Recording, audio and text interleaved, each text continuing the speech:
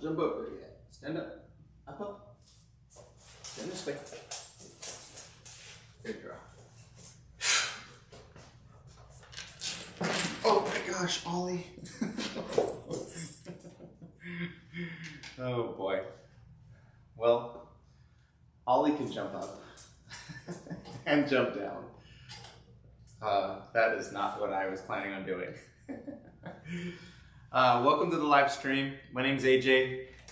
Today I'm going to be showing you how I work on 2 different dogs at the same time. Normally my process is I work on 1 dog. I like that flow because the dogs are in here for the least amount of time possible. But sometimes when you have a family of dogs like these 2, it's much easier for the owners to drop off both of them at the same time. And so in this situation, I'm going to show you how I work on 2 dogs at once. And come here. And we're going to keep them on the table.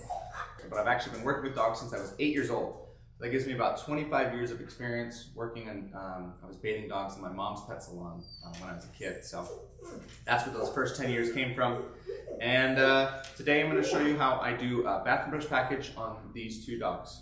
So let's go ahead and get started with nail trimming. That'll be the first thing. Grab my nail trimmers.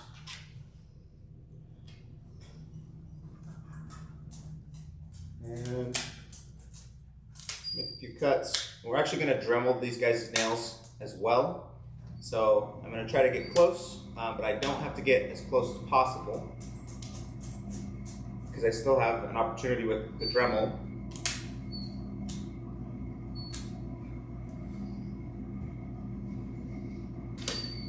There you go, good girl.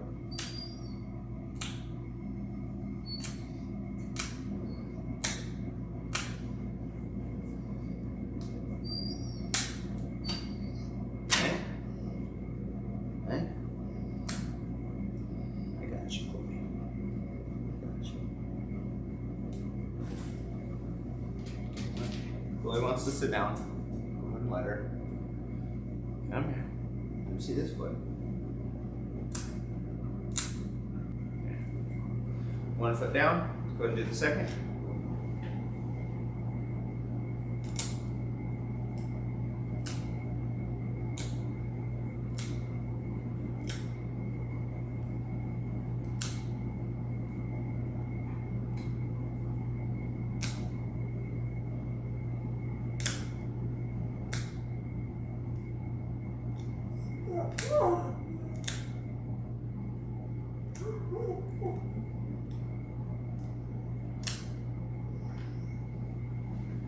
Stay here, Chloe.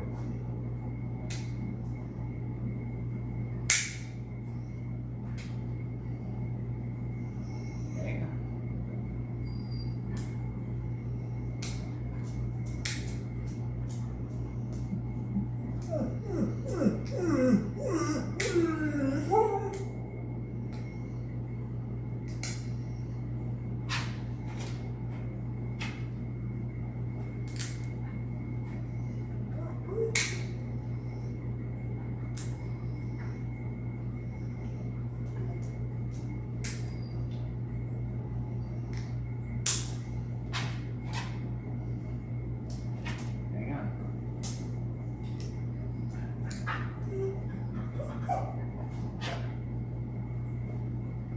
Stand up.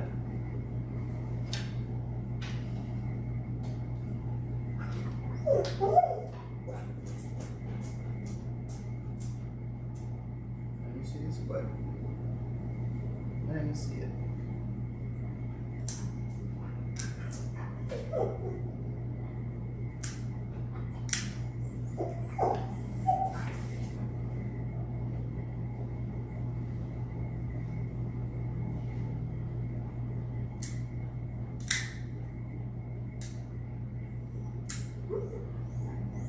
I'm not sure if the cameras are picking it up, but there's a big rumble.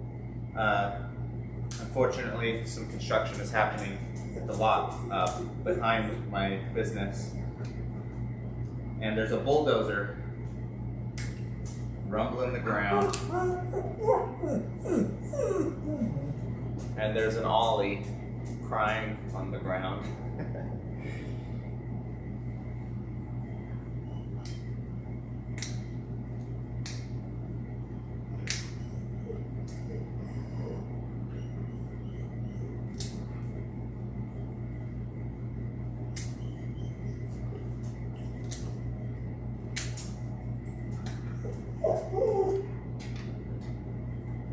Okay, we are done cutting the nails. Now I'm going to take my Dremel and I'm going to round off all the edges so that none of it's sharp.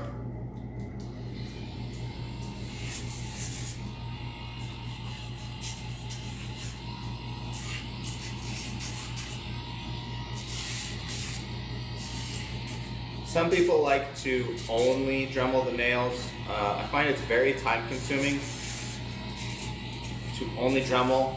It takes a lot of time on each nail, builds up a lot of heat in the nail, and I don't believe that there's any issues with trimming them first. So I first cut the nails with the nail clippers when I can, and then I Dremel them just to take off the sharp edges and finalize getting the nail as short as I can. A little bit easier to do that last bit with the Dremel because I can take off tiny little shavings at a time instead of a whole cut from the nail clippers. So I like to use these to finish the nails off, and you get a nice smooth finish, rounded edge. Oh yes, sad puppers, sad puppers.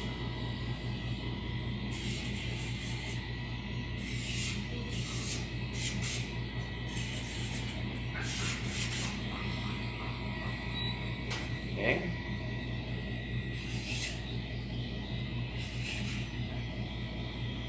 Okay, first foot's done. Hang on, Chloe.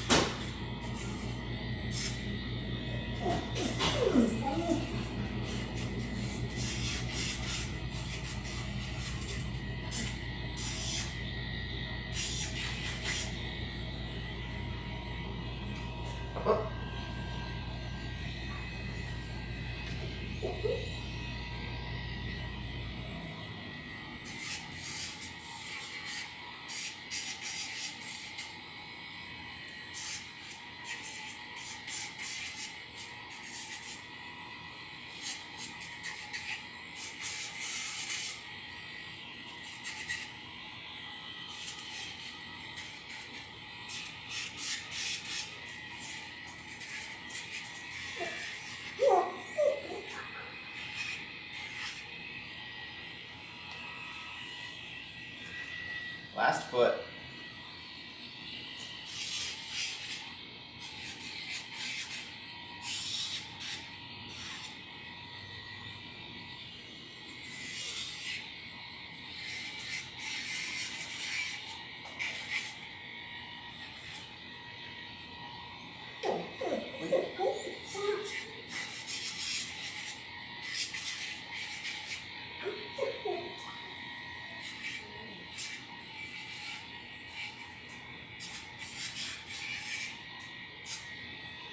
Okay, now we're all done Dremeling.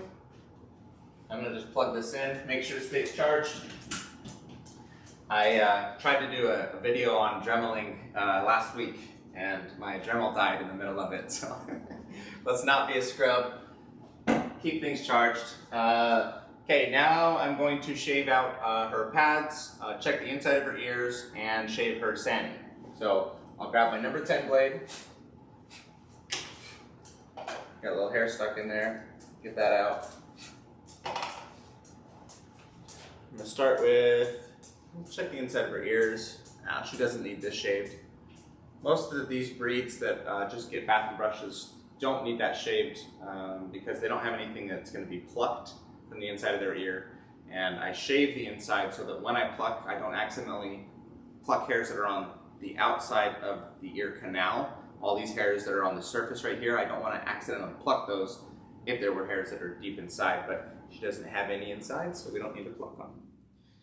I'm going to lift up her foot, and I'm going to shave the pad, there's a little V-shaped pocket beneath the main paw pads and above the toe pads.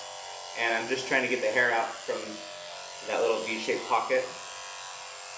Not shading between the toes themselves, just between the paw pad and the toe pads. And I'm not sure if you can see it, but this little area right here. Okay. Okay. Lovely. She's wanting to stand really close to the edge, and I definitely don't want to pick up this foot if her other foot is too close to the edge, because she makes a small side step and ends up slipping down, and I don't want that.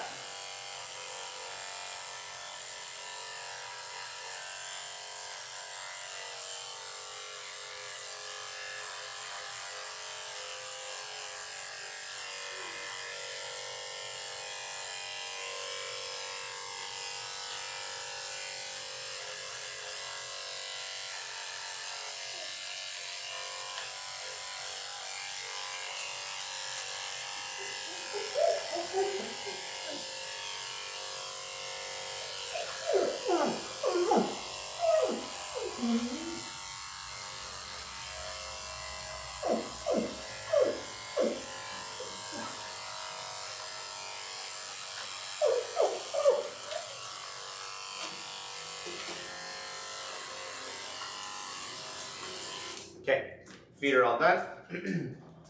Now I'm going to lift up a leg and shave her belly and her privates down here. Just a little bit. Actually don't want to shave off too much, but want to create a nice little potty path so that when she does pee, she doesn't have anything get stuck in her fur.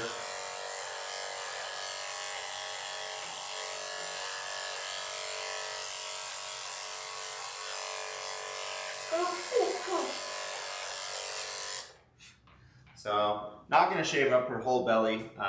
Traditionally, if we're giving a full haircut, I would shave a lot of her belly as well, but since we're not doing a shave down on her, she does get shaved down sometimes, but not today, so we're not going to do that.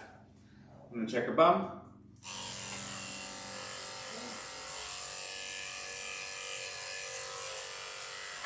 Do a little sanitary shave.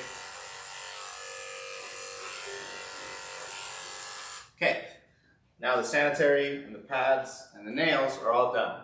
If you wanted a more detailed video on any of these, I do have a free course. I don't have the link in the description yet, but after the video is done, I will add it there. So if you're watching this live, I'm sorry, I'm a scrub.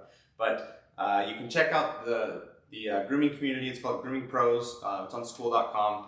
And I have several free courses there now. It's a free community, and there will be a lot more coming, but those three are all there already. So if you want a more detailed video on any of those, if you want to learn how to do it yourself, become a pet groomer, check it out. Grooming Pros on school.com, SKOOL. Or check the link if this is not the live version. If you're not watching it while it's live, I'll add it after I'm done. But sorry, I'm a scrub at YouTube, so here's what it is. I'm a dog groomer. Not a professional YouTuber yet. Okay, Chloe. Next thing we're gonna do is her teeth. I think we'll just put you on this camera. Not gonna be the most detailed you've ever seen, but it'll be something. Scoot the table forward a little bit.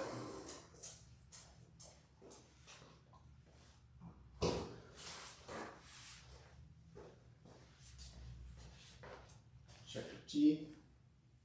She's got just a little bit. I'm gonna grab my pick. Stay there, Chloe.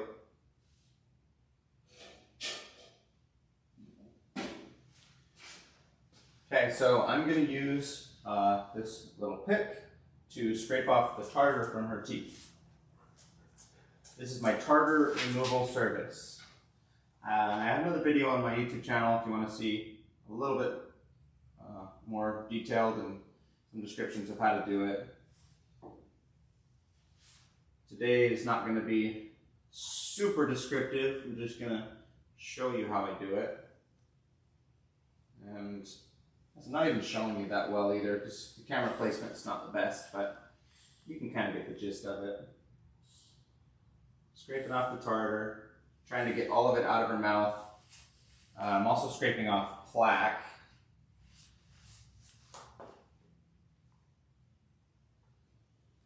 And I just try to collect all of it, pull it out of her mouth, wipe it on the paper towel, and then just make sure that each tooth doesn't have any tartar built up along the gum line. Check for any loose teeth. If there are loose teeth, I won't touch them. If the gum line has receded, which is a common thing when the tartar has been on the teeth for too long, the gums recede away from it. Come here.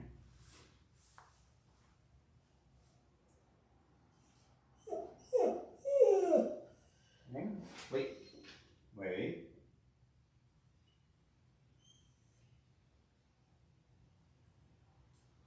I can usually do this process without making the dogs bleed.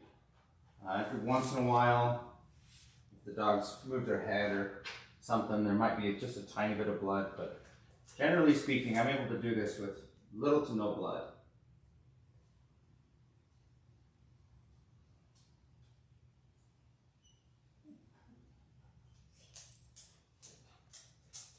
So a little movement like that, what she just did, sometimes that will catch the gums. Hang on. Wait, Chloe. But the way that I'm holding her head and bracing against her chin, if she pushes down, my hand goes down with it. So it is helpful to avoid poking her. Hang on. Now we're on to the molar. And this molar is chipped, so I'm not going to be able to get it perfect, but I'll get everything off of the gums. And then where the tooth is chipped, there's no enamel, and the tartar sticks to it, and doesn't pop off like a spot with good enamel. The tartar would pop off of it, but this tooth right here is it's chipped. I think it's probably about that much of it, but now it looks like it even goes up to here, so you might not even be able to get it off the gums there, but I'll start at the back. Hang on. Wait, Chloe. Wait. I know. Yeah, it's okay.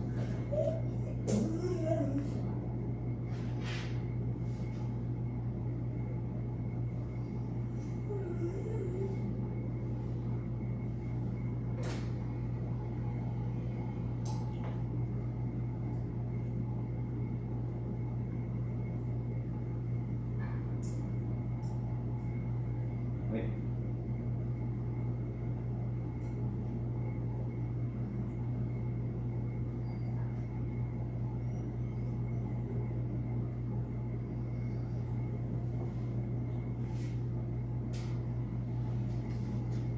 I like to do this step before the bath because sometimes the tartar will kind of push around and get on.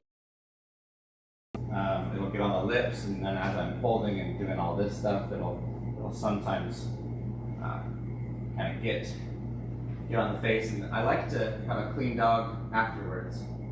So if I can, I try to avoid any tartar getting on the dog after. So I like to do it before. Sometimes I will forget and have to do it after. It's not the end of the world, but just have to be a little more careful. Make sure that I don't let any tartar get on the lips and get smushed on the face. Hang on. Wait.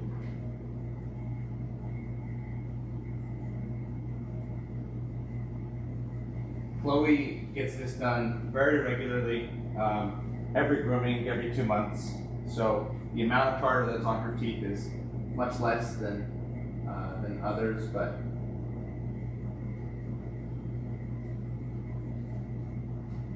there's a small amount on her back teeth, a little bit more than on her front teeth. But it's still a pretty thin layer.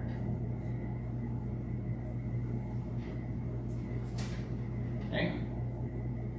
Hang on. Come on. Ready? Wait. Wait, Chloe, wait. Hang on. Come on, good girl. Wait.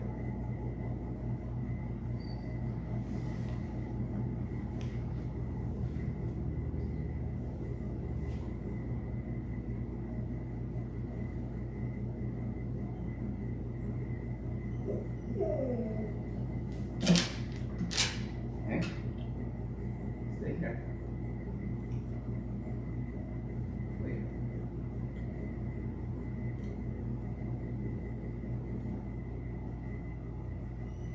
Okay. One side's done. Now we'll work on the other. Check her front teeth. Hang, wait. Stay here. You're okay. Wait. Wait. I know. Funky stuff.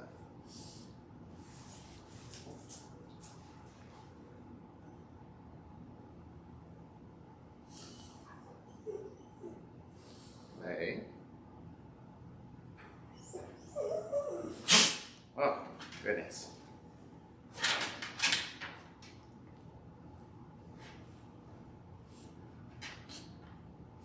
Stay.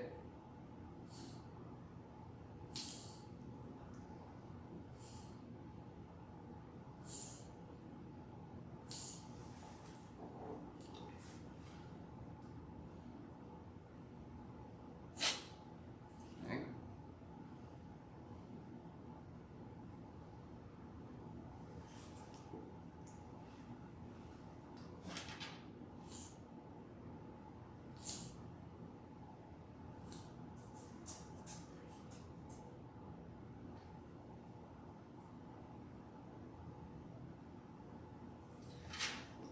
So this side of her mouth is a little bit cleaner. Just a little bit less tartar in some of these teeth. So that means she's probably chewing on this side a little bit more. And as she's crunching through food and snacks, it's naturally popping off some tartar.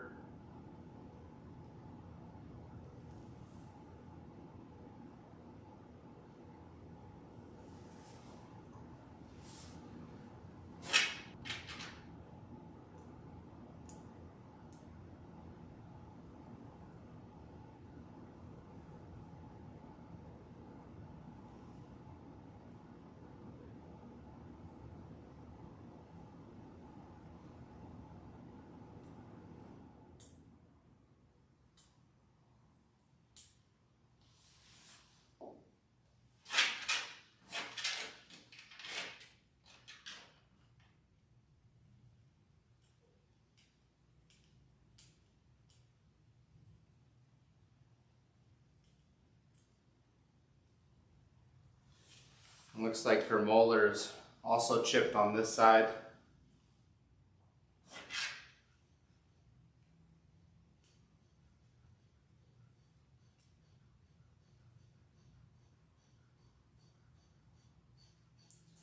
Molars can get chipped from accidents, from chewing on things that are too hard, fights with other dogs. I've heard of crazy things like dogs chewing on rocks, and if a dog was chewing on ice cubes could potentially do that. Ice is actually harder than enamel, so sometimes that could do it.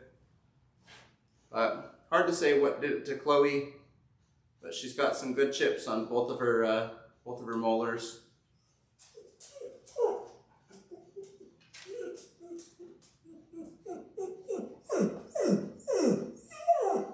okay, Ollie. Your sister's okay. Yeah, she's okay.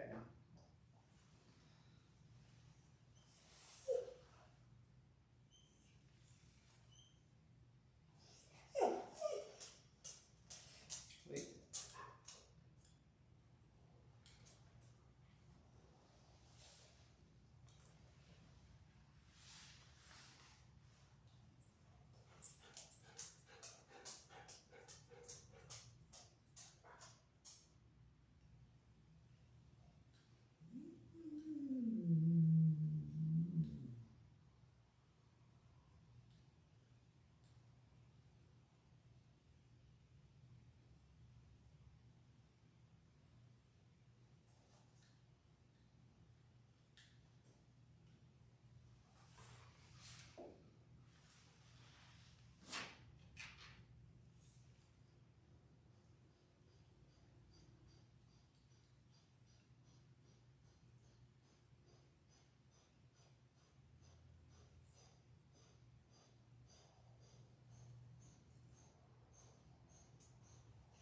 Okay, we are all done with her teeth,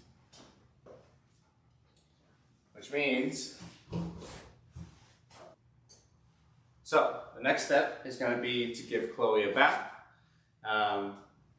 As far as like steps go, between working on 2 dogs, I will do all of the rough-in, which is nails, pads, sanitary. If their face needed roughed in, I would do that. I did her teeth. I would pluck the ears and brush out any mats that the dogs had. That would all be done before the bath. Then I give one dog a bath. After the bath, I don't immediately blow dry it. I put it in a drying kennel, which is just a kennel with a fan on it.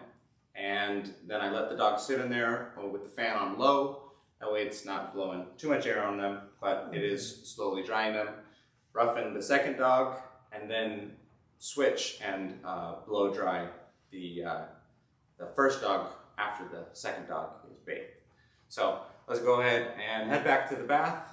Give me just a moment to get that camera on, and then we will give Chloe a bath.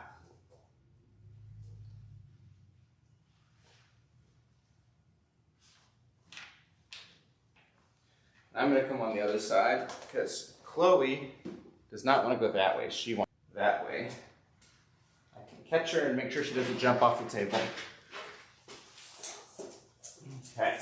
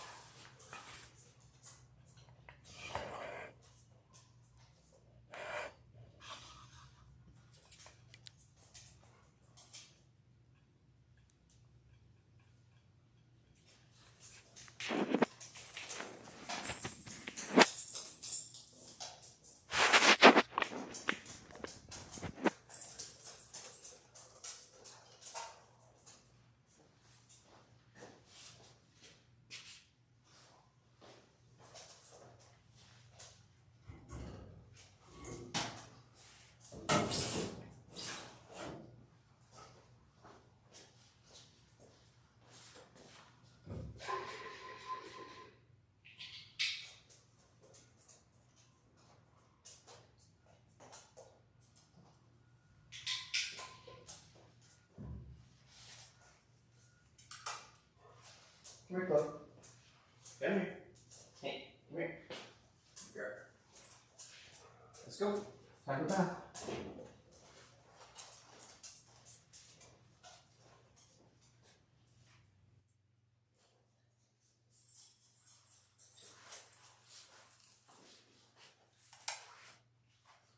Come here, Chloe. Come here, baby. I know. I know. That time's hard. That time's hard. It's okay. Come here. Okay, I'll pick you up. There we go. Yeah, I'll use it.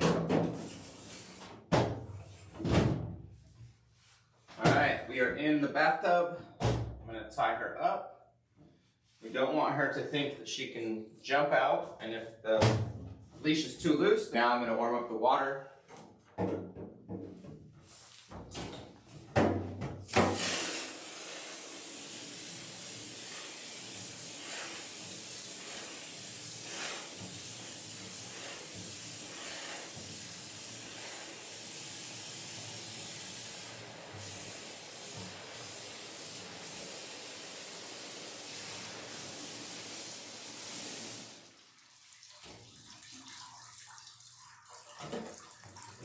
Okay, I have this nice little bathing system that mixes the soap in the water for me, but it does require high pressure to do that.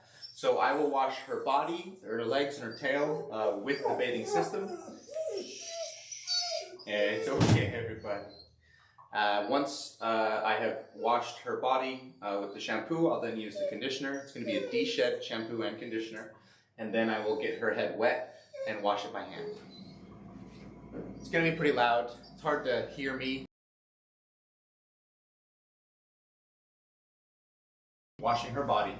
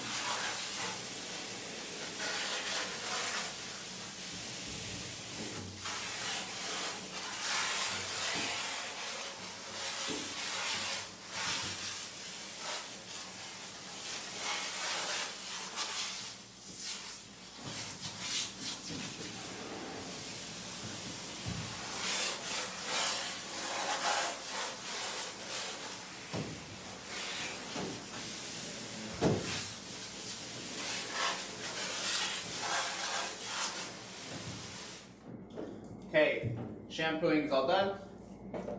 Change it to conditioner and just repeat that process one more time for conditioning.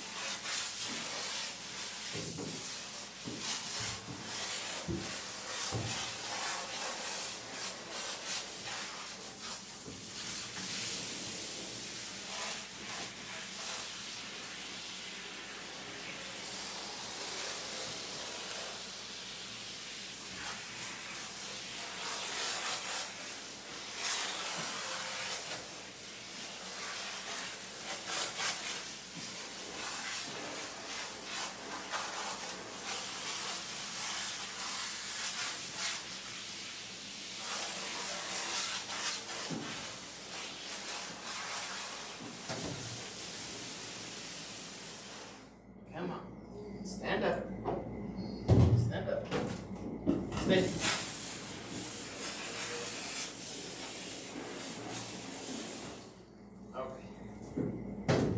Okay. Now, while the conditioner soaks, I'm going to wash her head. That gives it time to work its magic. So I'll turn off the soap, get the conditioner out of the lines.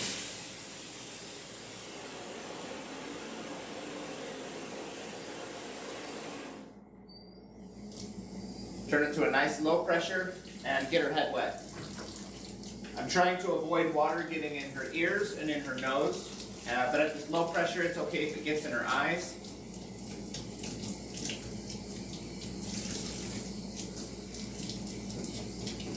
But I do need to get underneath her ear wet, or else it won't lather properly. So I have to hold the ear up, be very careful not to get water inside of her ear.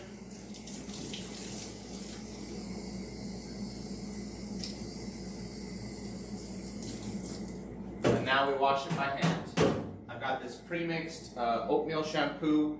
This is going to be very gentle just in case it gets in their eyes. I don't like to use shedding shampoo on the face because it can be an irritant for the nose, the eyes, and extra irritating if it were to get in the ears. Pretty dang good at not letting that happen, but it's just an extra precaution. So I use oatmeal shampoo for the face. I'm going to apply it, lather it in, and it's important to know that if there's any part of the dog's fur that doesn't lather, then that part's not clean. So I'll add more and make sure that I get a good lather on the entire head and ears.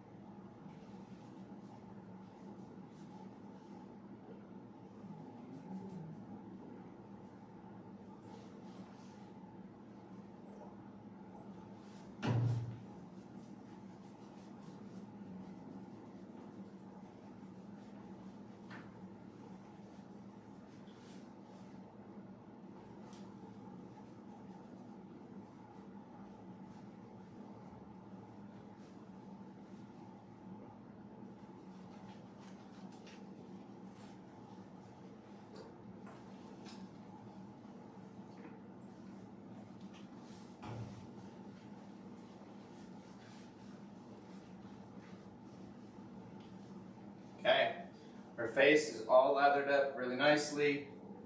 Now we'll go ahead and rinse it off.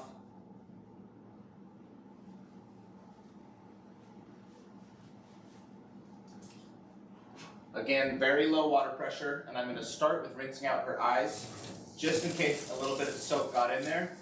I want to make sure it doesn't stay in there.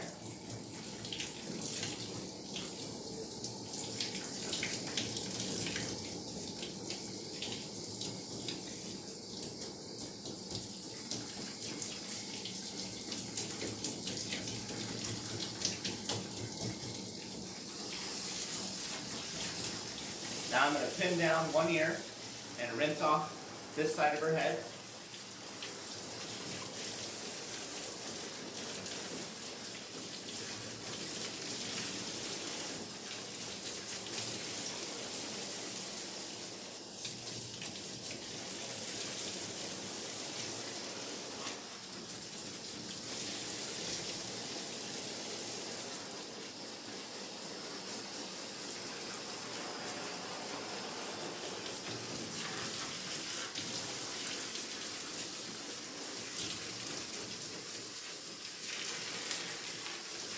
Now I did the same thing on her other side. And I'll just make sure everything's all rinsed off on her head, and I'll work my way down to her neck and get underneath the leash.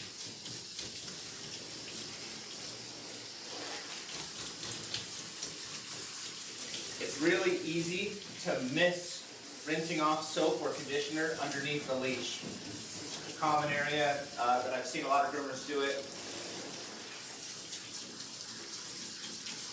Always try to pay special attention to rinsing under the leash and on the leash itself, because the leash can contain soap or conditioner.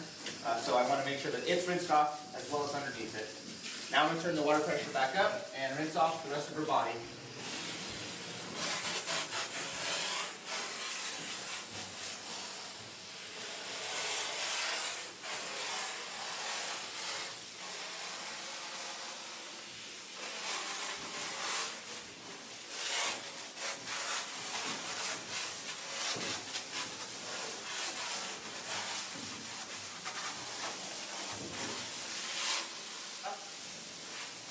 Good girl.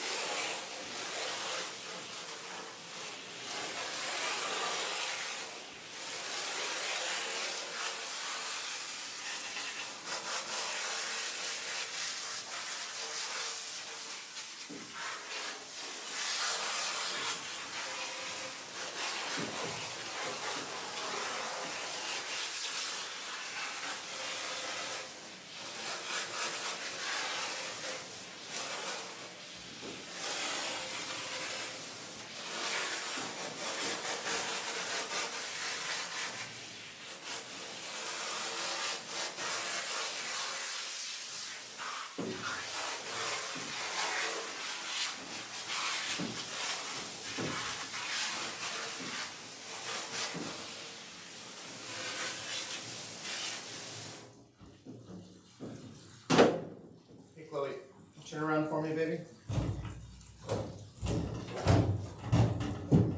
Stay here.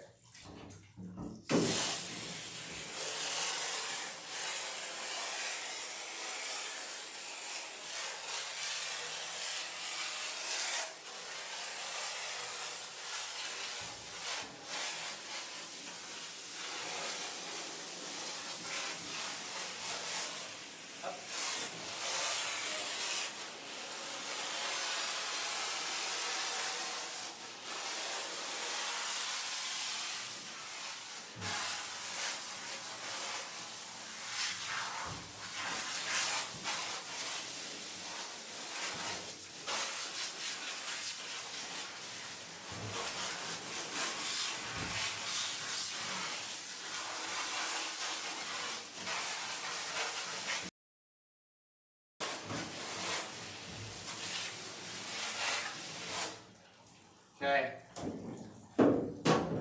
Now I have finished shampooing, conditioning, washing her face, rinsing her all off. The last thing that I'm going to do is with the bath is to squeeze out all the excess water, and as I'm doing it, I'm checking for any leftover soap or shampoo or conditioner that's in her body, in her fur. So I'm squeezing out each part. If I feel anything slippery, I'll check my hand, check for bubbles, or if the conditioner is a little harder to see. So really, I'm checking for anything that's slippery. If I feel anything really slick, then there's still conditioner in that spot, and I would rinse it again. Up. Feels good. Go ahead and grab a towel, spin her around. Stay. I don't want her to sit now. I squeezed all the water out. There's a little bit of water that pools in the bottom of these tubs. So I want to avoid her sitting if I can. And I'm going to towel dry her. It's okay, Holly. Oh no. Try to avoid my towel falling in the water as well.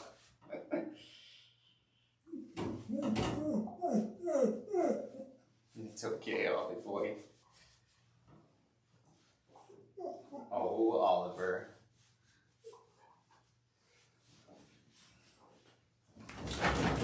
Good shake.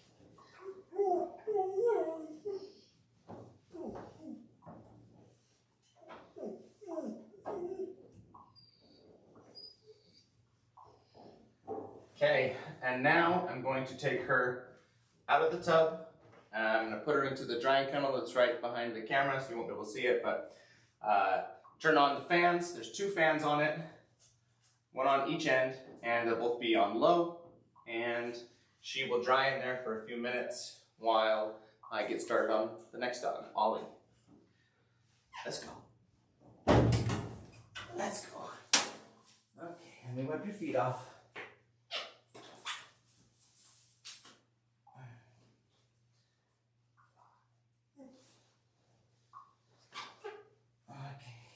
Your back feet.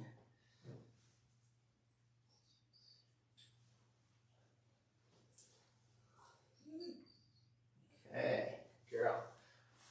All right, let's go in the kennel. In the kennel. Kennel. Good girl. Good girl.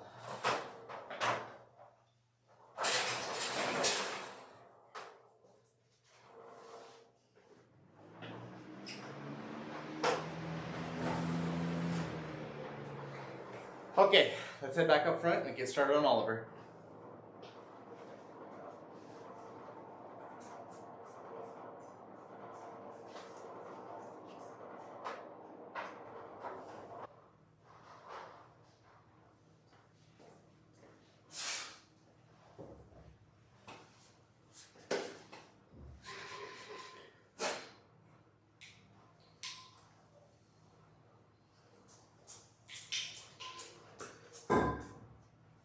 Okay, Ollie.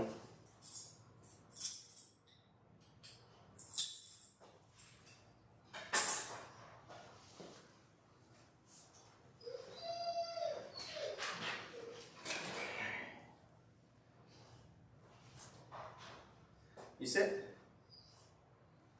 Sit.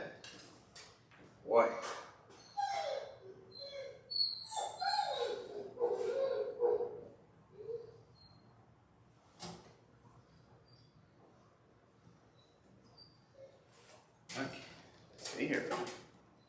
Stay here. Okay, now we're on the second dog. This is Oliver. He's a sweet boy, a little bit younger than his sister. And we're gonna do an identical process as we did with her.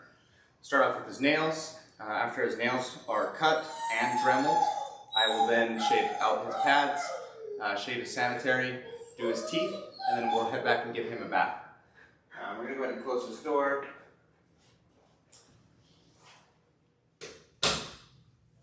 Chloe's a little sad that she's in their kennel by herself.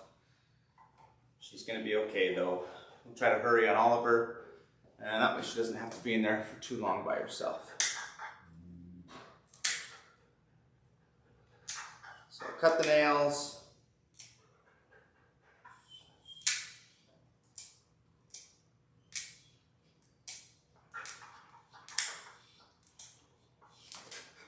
It's okay, Oliver. And if there's anyone new on the live stream that wants a more detailed video on how to cut the nails, it's actually several videos. Cutting the nails, shaving the pad. The goal of the course is to give you everything you need to be able to groom your dog for the first time. But right now it's in like a beta phase. It's only about a third of the way done. So there's a few videos that are on there.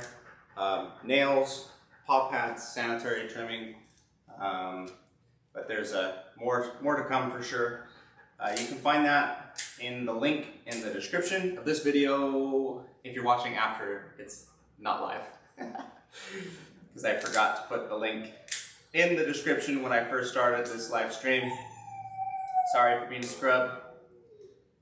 Sucks to suck, but you know, one day I'll get good at YouTube. But it's not today.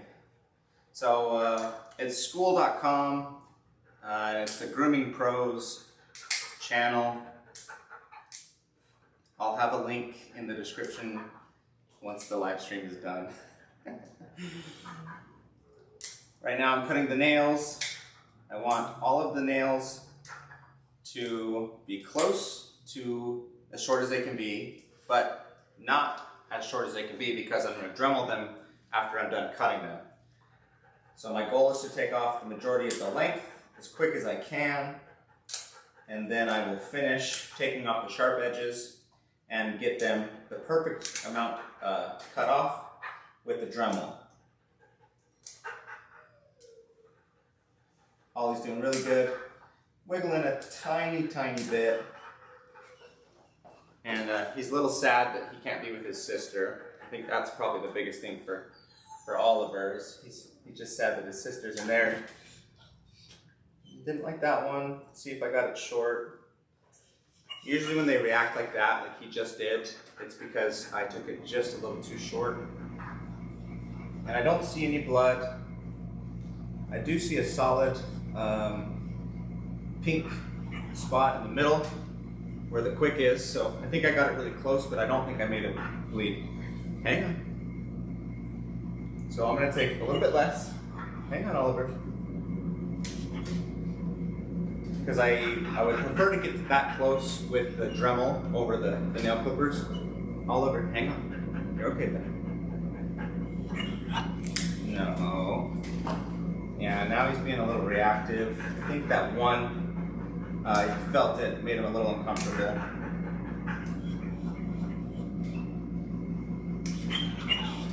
Hang on, put it back. Hang on. Wait. Don't jump. Okay. Those are ready to be Dremeled. And I already got this one. So I think we're done cutting. Just double check.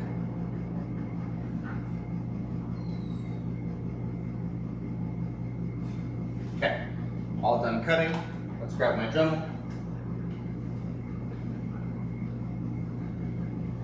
Install the battery.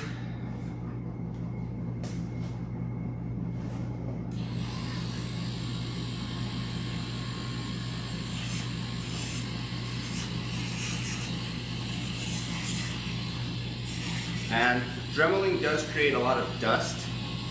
I try to blow the dust away.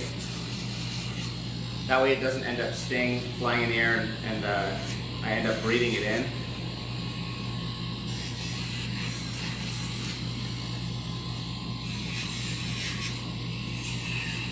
And I'm trying to take off the sharp edges and get the nail all the way down to where I can see the moist part of the quick start to show.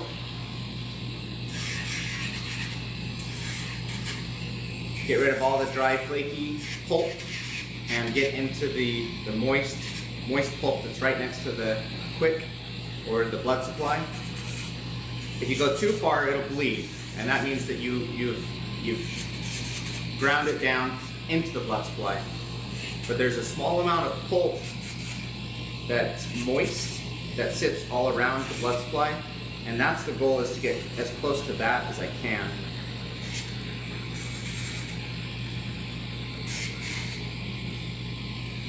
Oh boy.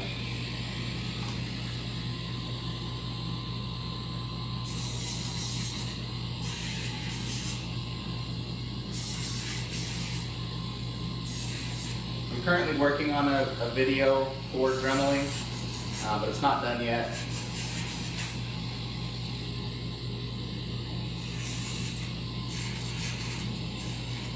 Should be done within a couple weeks, and then it'll be uploaded onto my community. Another free course, how to dremel a dog's nails.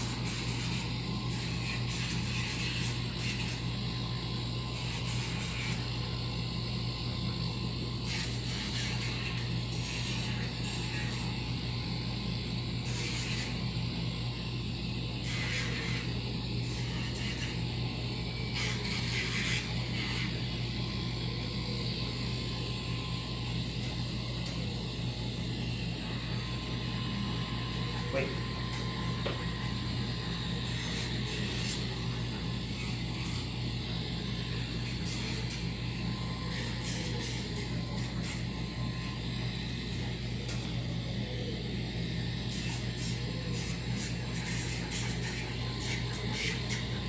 So it looks like I did get that one nail when I was cutting them and he reacted. I did get that one just a tiny bit too cuts. And the amount of blood that's on here, it didn't even form a complete drop. So like there's not a drop of blood that's dripping off, but there is a tiny speck of blood to where I did break into the blood supply, and that's why he reacted the way he did, where he started pulling, he kind of turned his head towards me, telling me that hurt.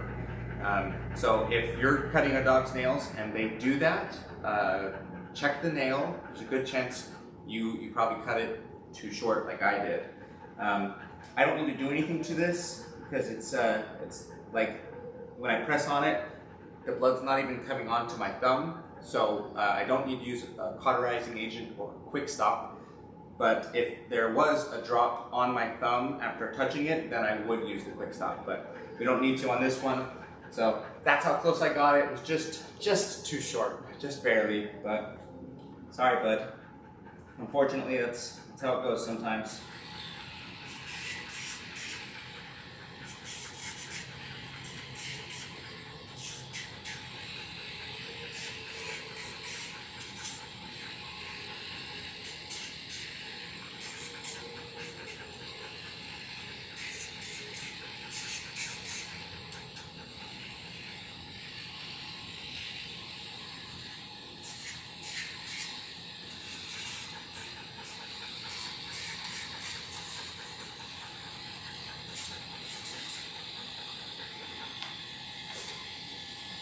Oliver's being much more patient for the Dremel than nail trimming, and I find that that's pretty common.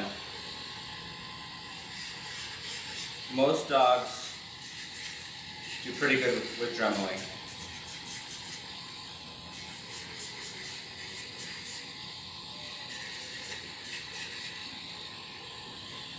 Ollie's doing wonderful.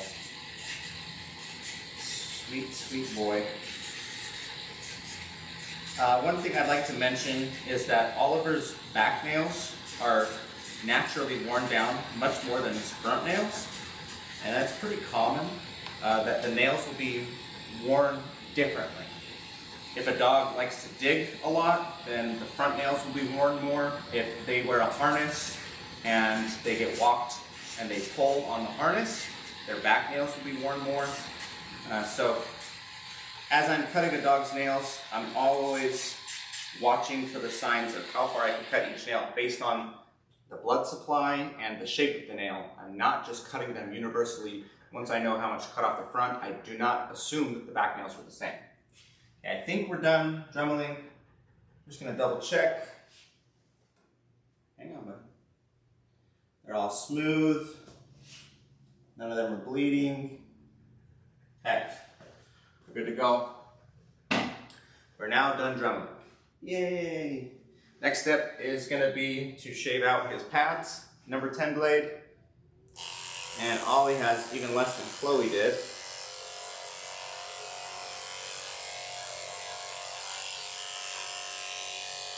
But there are some funny little patches that are growing quite long on his foot. Hang on, Oliver. It's okay. On his front right foot, there's a section of it that looks like it got cut. He goes on a lot of hikes, so might have been doing that. It's healing now, but it might be a little tender for him. Front left paw looks better.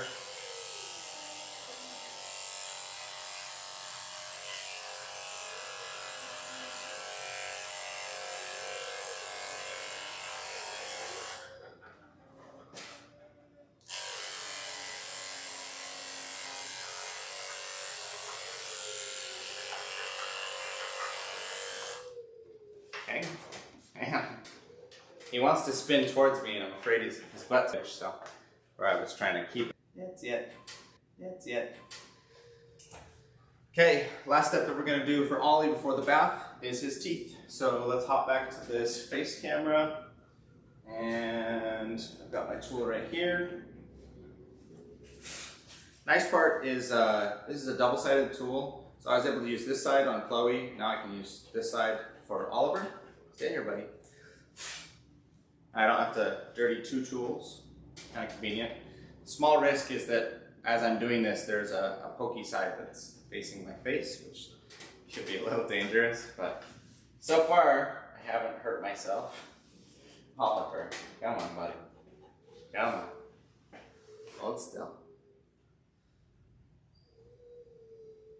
Good boy.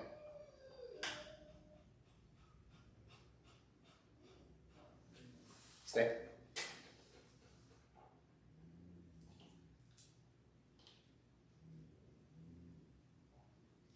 Front teeth are very clean. Tiny little chunk right there.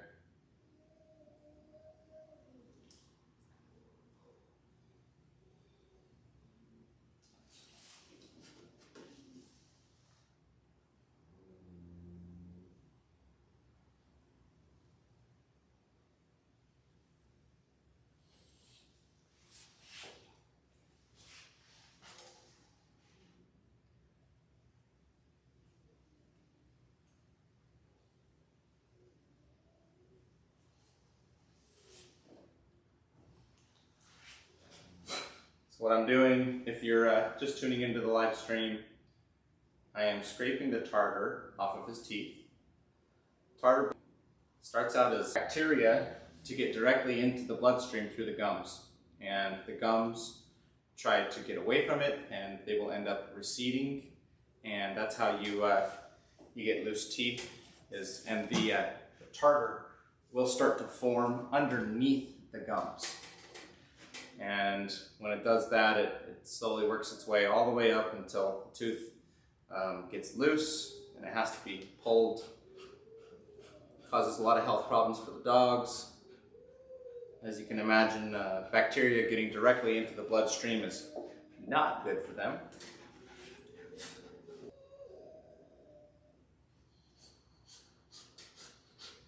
Ollie has pretty clean teeth. Really healthy. I'm not seeing any chips on this side.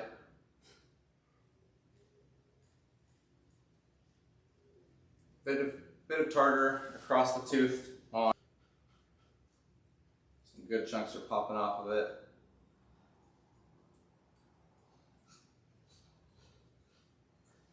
I'm actually going to grab the paper towel. Oh, now that tool's dirty. I don't want to put it in his mouth.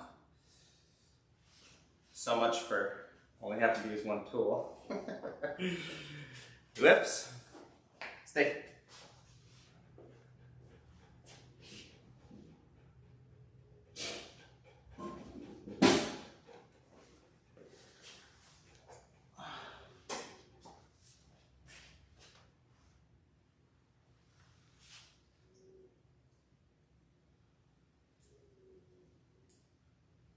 I missed the chunk on this premolar.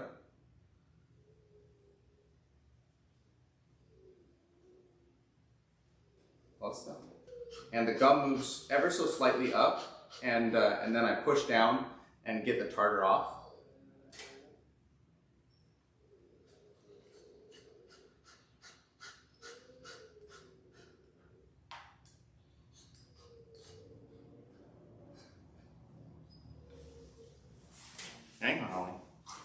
Hang on, big wiggly boy.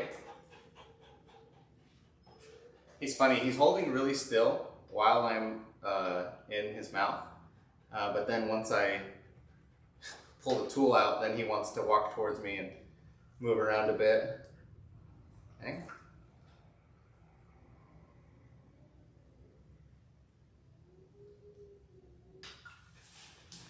Ah, Oliver. No, stay. Stay. Sit. Good boy. Okay, final molar on this side.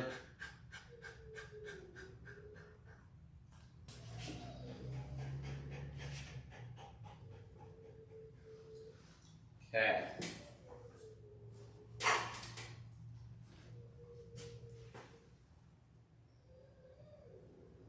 Okay, this side looks good. Let's go ahead and jump over to the other side.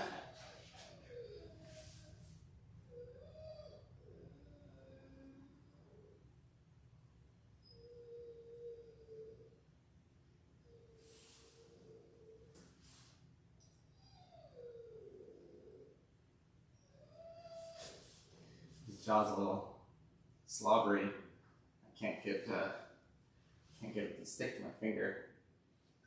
There we go. Trying to pull his lip out of the way and it just keeps sliding. It's all slippery with saliva. Hang on. Hang on. Hang on. Hang on.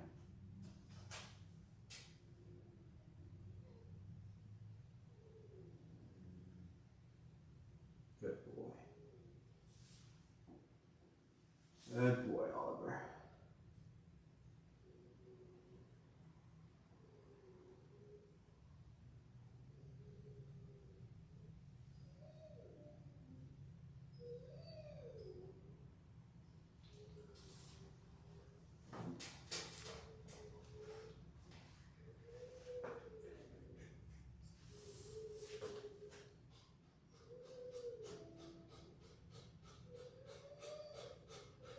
Nothing on those premolars. Top looks good. Tiny chunk on that one.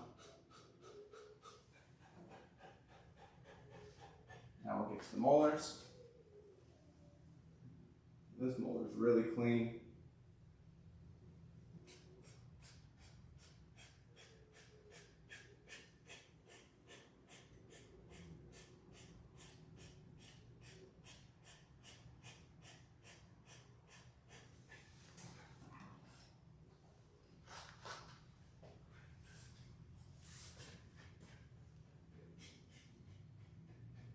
Sit.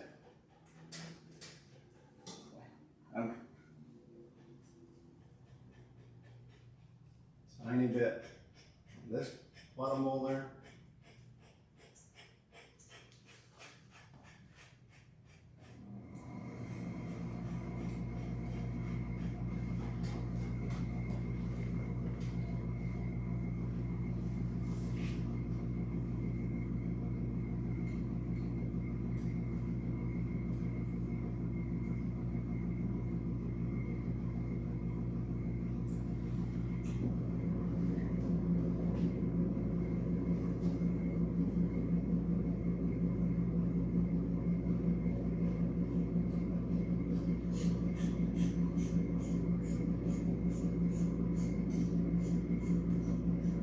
good amount in that very back molar.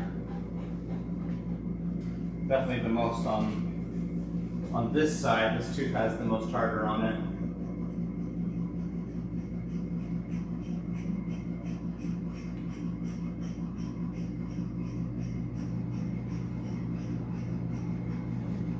So that probably means he's chewing more with the front half of his mouth than the back half. Not a problem, just something that I think I can probably determine from the way that the buildup happens. He's chewing with this tooth forward. He's not using this back one quite as much. Otherwise, it would get naturally scraped like his other teeth are.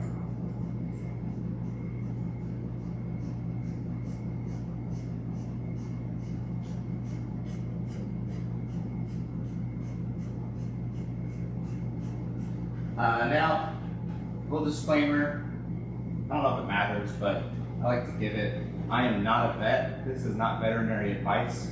I'm only removing tartar from the teeth. I don't diagnose, I don't treat, I don't prevent any diseases. I do that because there are a lot of vets who do not like that dog groomers do this. And it gets a little murky. Dog groomers start claiming the health benefits of doing this service. So I try to avoid making any sort of claims like that. You can determine for yourself if you think leaving tartar on the gum line is good for your dog's health or bad for it. I don't claim to treat, cure, prevent, or diagnose any diseases. That's not what I do.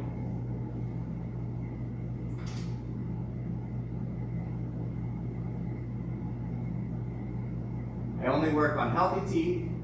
I can't do anything when it's gotten below the dog's gum line. And I've always been safe sticking with that verbiage. I've never had anyone come after me. And I know several groomers that have, but they were saying things like it prevents congestive heart failure, or it prevents, what's the mouth disease? Gingivitis. Those sorts of things. And I don't make any claims like that. And I've been safe in my business. I haven't had anyone come knocking and say that I can't do the service. So if anyone is going to try to do it themselves, that's the way that I recommend phrasing it. You're not a vet.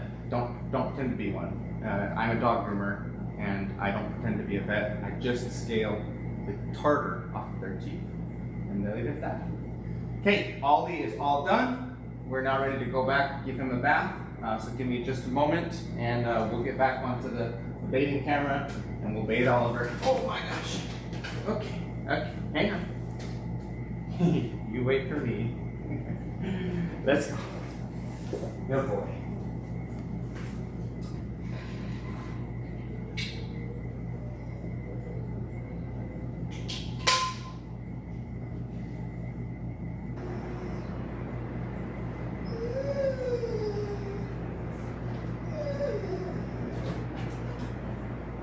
Come on, Oliver. Oliver, come on. Wait. Good boy. That's a good boy.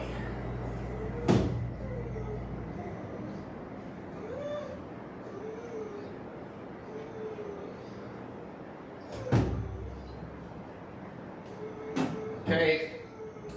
Same process, first thing first, warm up the water.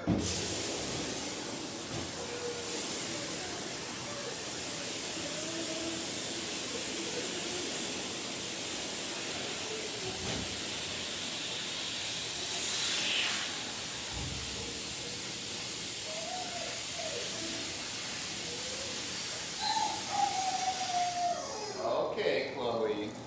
I know, baby. Shh. You're okay. Okay, we're going to do the de-shedding shampoo first.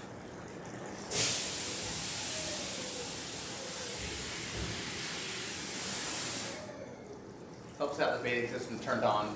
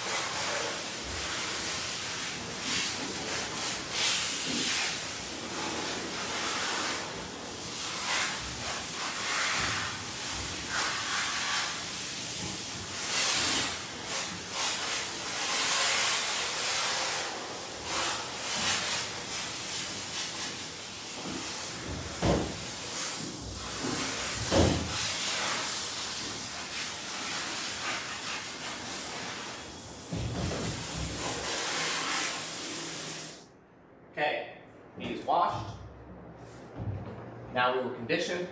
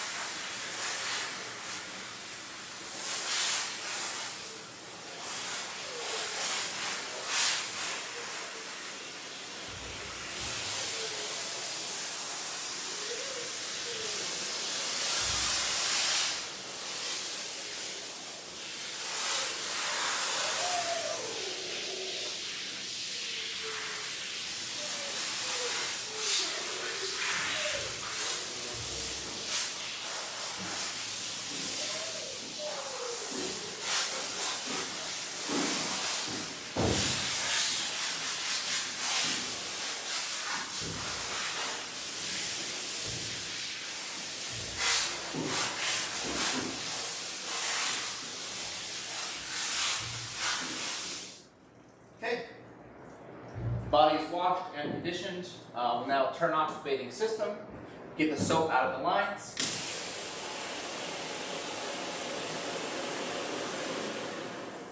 Turn the water pressure way down and get his head wet.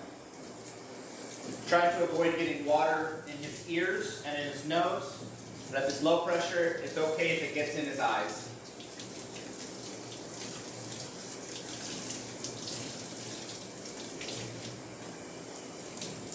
Make sure everything's wet.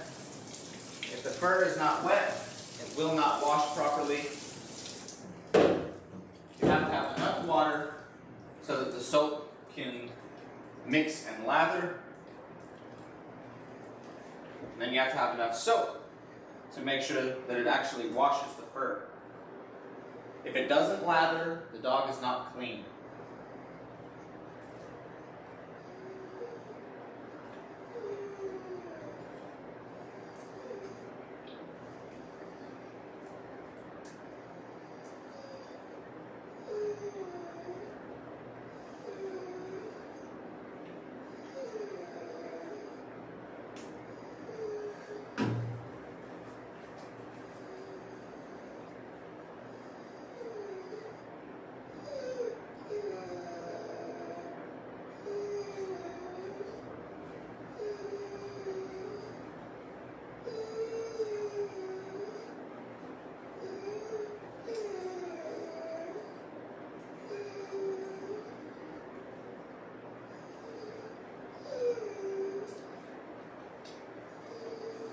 Okay, his face is all clean, ears are all clean. Let's go ahead and turn the water back on, and we will rinse off all of the soap.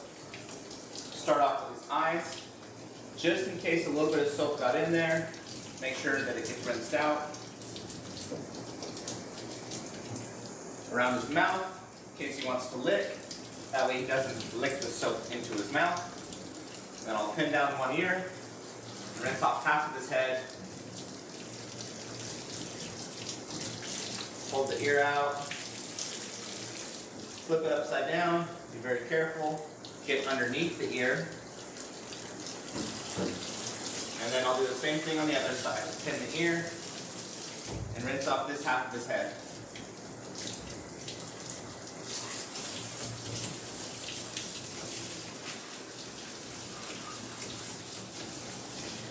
As I'm rinsing the dog's ears, if he wants to shake really bad, I'm going to let it. There's a good chance that I got water inside of his ear canal if all of a sudden he wants to shake really bad. Now, some dogs will just shake the second that water touches their head. That's a little different. When you first get a dog's face wet, if they're immediately shaking, then they just don't like their head being wet. I'll try to stop the dog from shaking in that situation, but as I'm rinsing the ears, if all of a sudden they were being okay and now they're shaking, I let them shake, get any water that was in their ear out, and then I'll clean it really good with ear cleaner afterwards. The ear cleaner helps pull the moisture out of the ear, any water that was down in the ear canal, and that will help prevent it from becoming an ear infection.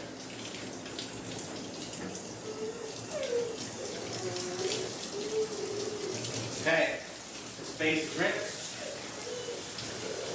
I'm going to make sure to get all around the collar and leash.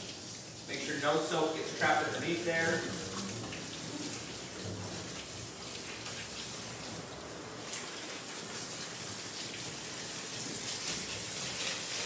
And now I'm going to rinse off the rest of his body.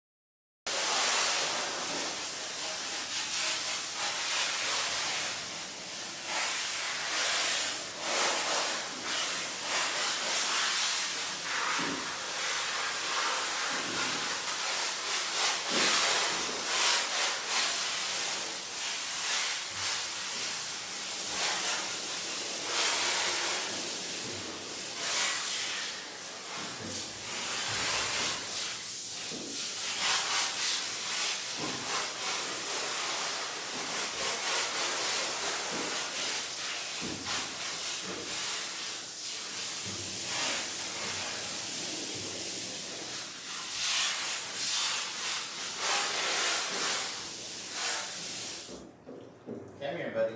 You need to rinse your bum. Spit. Good boy.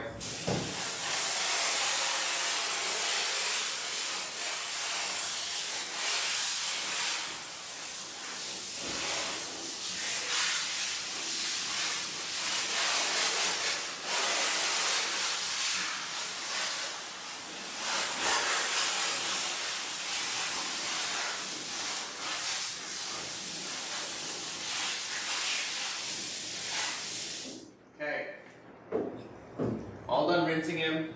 Now I'm going to squeeze out the excess water, help my drying process get started.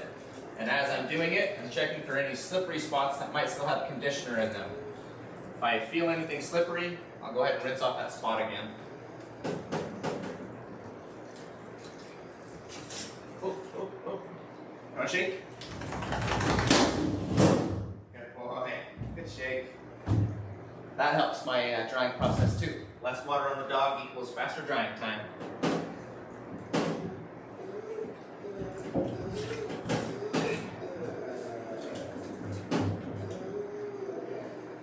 Grab a towel. Shake again. And I'm gonna go ahead and turn on my other camera.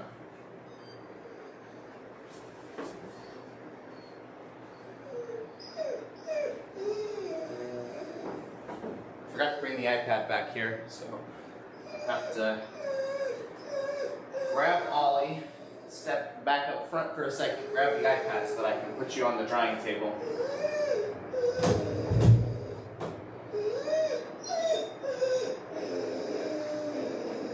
I try not to leave dogs alone, unattended in the tub or on the table. The tub is much safer than on the table to leave them unattended, but it's still a bad idea. Should be avoided at all costs, really. Because if he were to manage to get his back end out of this tub, could be deadly. So one moment, be right back.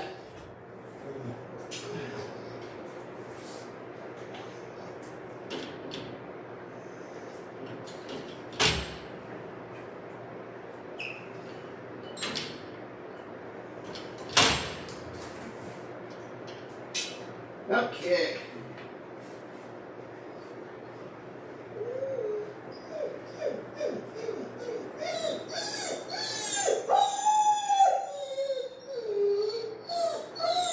Now I'm just going to towel dry Oliver up here. This gets his feet out of the water. Makes it a little bit easier to get him dry.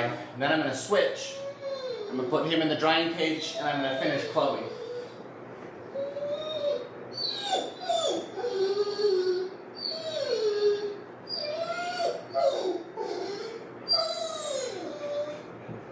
There are some benefits to working on two dogs at the same time. One of them is that the dog gets to dry in the kennel, which saves me a little bit of time with blow drying. Chloe. Come on, baby girl. You're okay. Alright, Oliver's all towel dried. We're gonna switch. Close this door.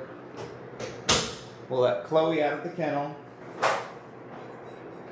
And we'll put Oliver down in it. Actually, before I do that, there's another step for the blow drying that I want to make sure that both of the dogs are ready for. Because they're both going to be in this room, which means they're both going to be experiencing the loud noises from the blow dryer. So, what I do for the dogs is I give them cotton ball earplugs. I personally have some earmuffs that I put on, but in the past I have forgotten my earmuffs, and I use cotton balls in my own ears, and they work really well. So stuff a couple cotton balls down in his ears. Now his hearing will be protected from the blow dryers. We'll go ahead and switch, put him in the kennel. And now we can put Chloe on the table.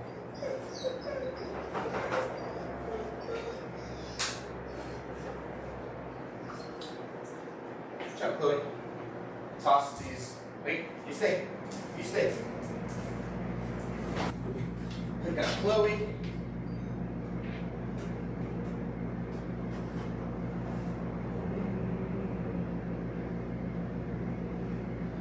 Now I'll open this door back up. That way I can see the front end if somebody were to come in. Okay. Earmuffs for me.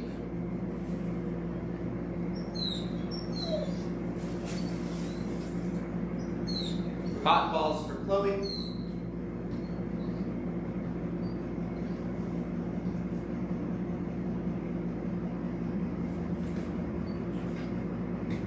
And now I'm going to try to use both blow dryers. If I wasn't confident, I would use one blow dryer if the dog was going to be scared. If I wasn't confident the dog was going to do good, I would only use one. But Chloe's done this 100 times, She's really used to it, so I'll use both blow dryers at the same time. If for some reason she starts panicking, I'll turn one off, keep one hand on her, and finish drying. But ultimately I'm gonna finish with one because I need to get her head done, and I need both of my hands to hold her head and protect her, keep her eyes, ears, and nose safe.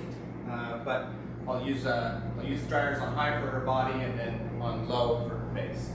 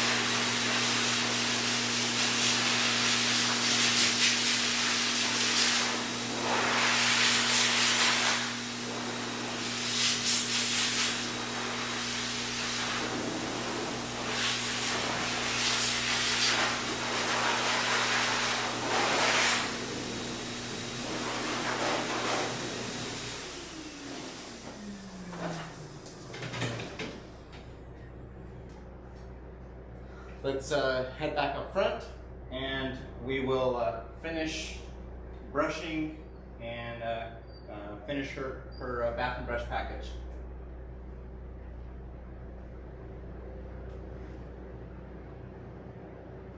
Up. Good girl. Let's go.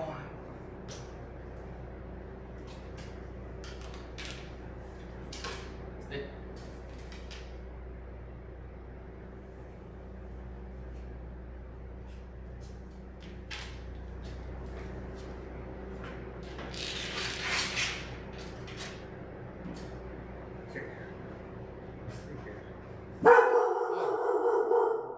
Startled me.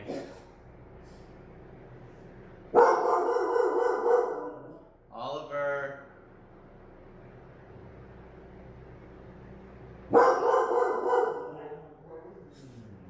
Oliver's upset that he's back there alone. Let's do this.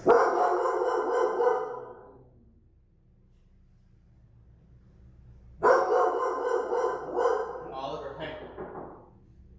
It's okay, buddy. But that's okay.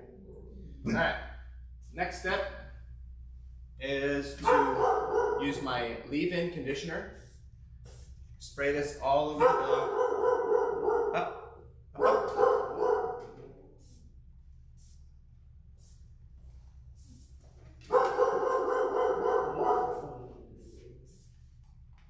We've only got a few minutes left on Chloe, so I'm going to get her done and we're just going to tolerate the barking. Sorry if it bothers you. This is the little rubber brush. This is good for de-shedding and it's also good for spreading the conditioner throughout her coat.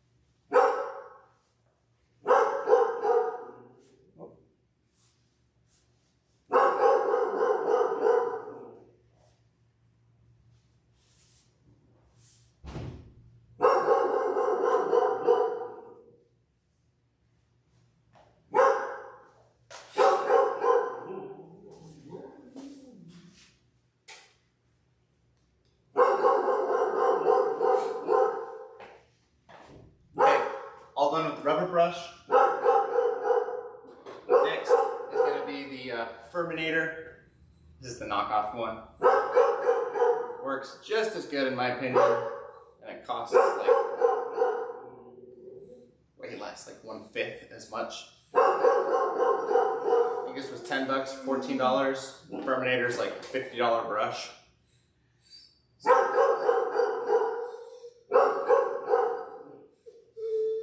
Furminator is the name brand. We're the first ones that created this style of brush. And it's pretty good de-shedding.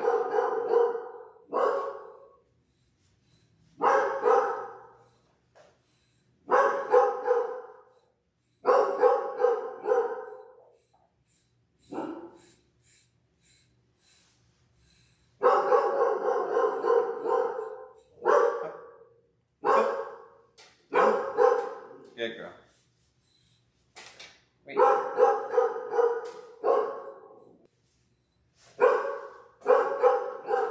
Stay up. Stay standing. Good.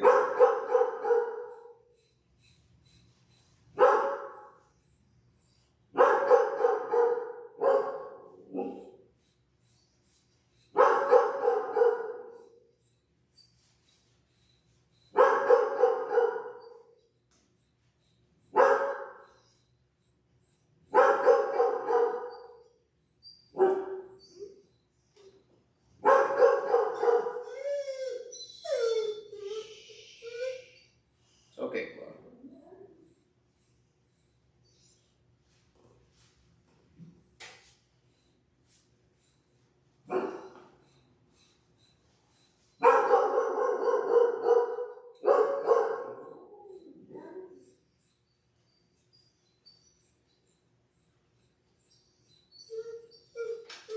Wait. Stay up. Stay up.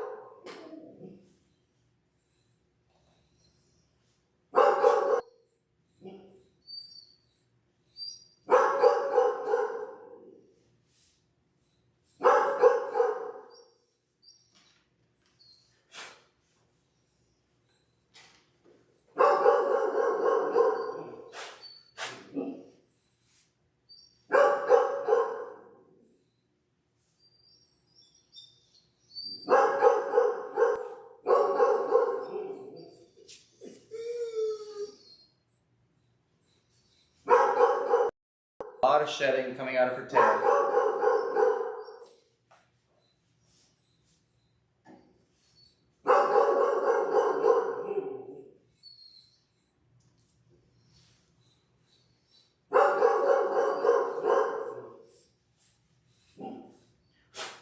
Okay.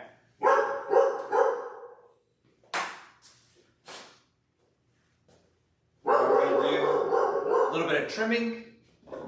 I'm going to take my scissors and my slicker brush, and I'm going to trim up the bottom of her feet, bottom of her legs, maybe a little bit on her tail. Start with her feet, and a little bit in her armpit. Pretty much anywhere that there's scraggly hairs. Just going to do a light trim up.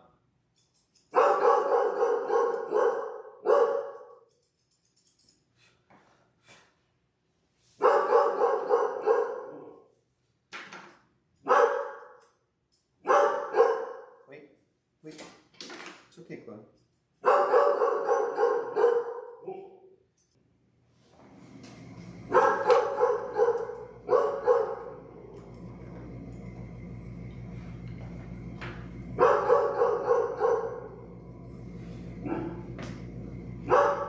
up.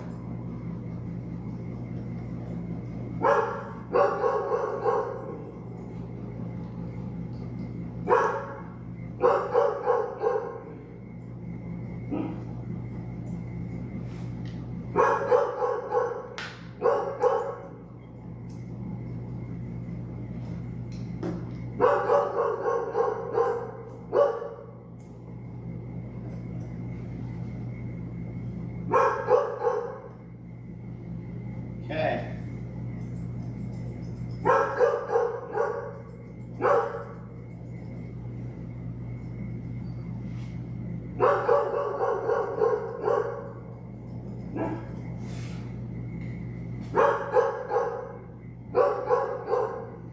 Blend in the base of her tail. few hairs that are a little longer than the others right here. Just gonna get this all smooth.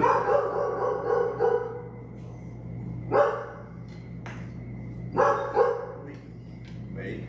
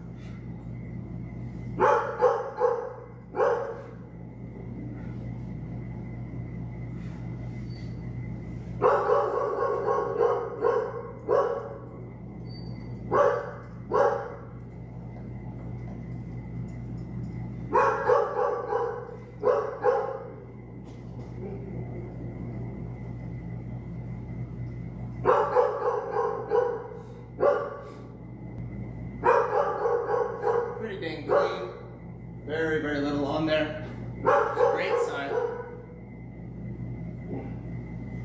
Same thing on this one. Almost nothing. We'll reuse these cotton balls and we will clean her ears with these. If they were even a little dirty, I'd just toss them and grab new ones. But these have almost nothing on them.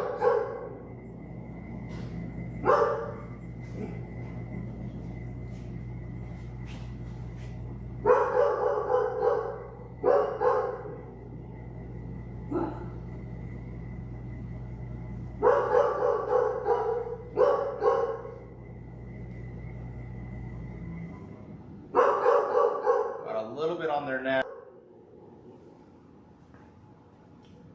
A little bit on that edge.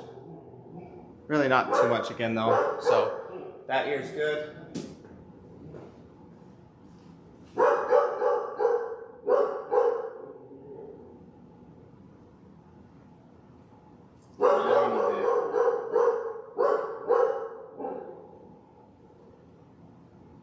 There we go. There's a chunk.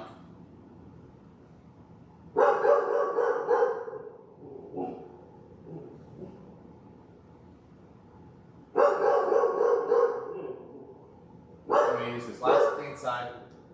Wipe out the inside flat.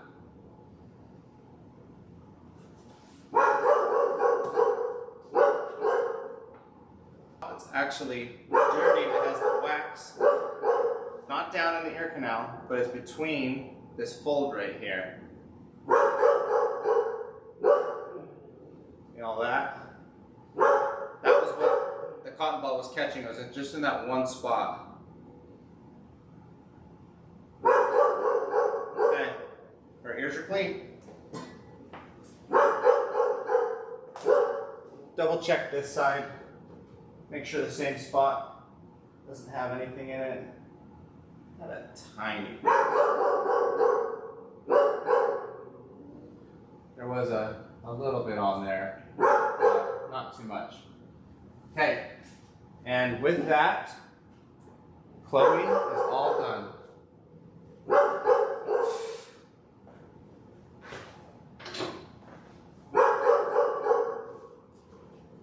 We'll go ahead. There we go. And we're all done with Chloe.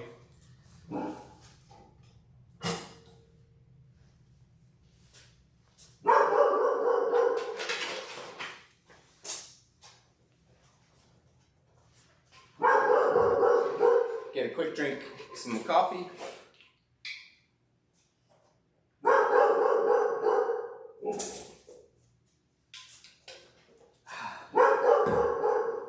Let's head back into the drawing room and we'll go finish Oliver.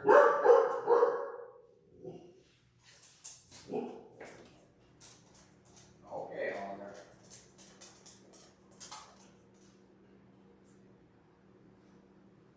Let me make sure we have audio.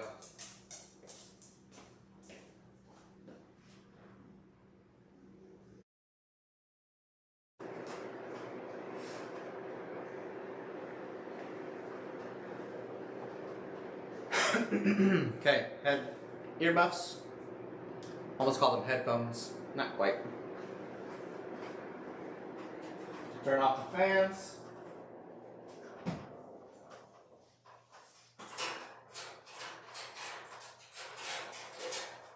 Come here, Oliver. Come here, big guy. There we go.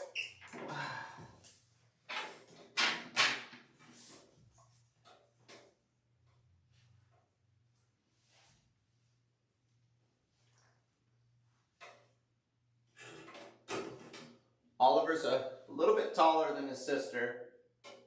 I'm just going to tighten this a little bit. And we're going to do the same process. I'm going to try to use both dryers, finish his body and legs with one, and then turn it to low. And at low pressure, get his head, get around his eyes, ears. And if there's any point where I'm worried that the air pressure might go directly in his ear or directly over his eye or nose, I'm going to pull it farther away. I'm going to pull it far away to make sure that it is low velocity air that comes in contact with those parts of his head. If I was to run the blow dryer even on low across his eye like this, that could cause a massive injury. Across his nose, same thing.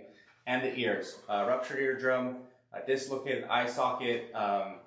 It can, I'm not even sure what the injury would be for the nose, but massive irritation to their sinuses, if not some tears and stuff like that. So that's even on low pressure with these blow dryers. So you have to be very careful.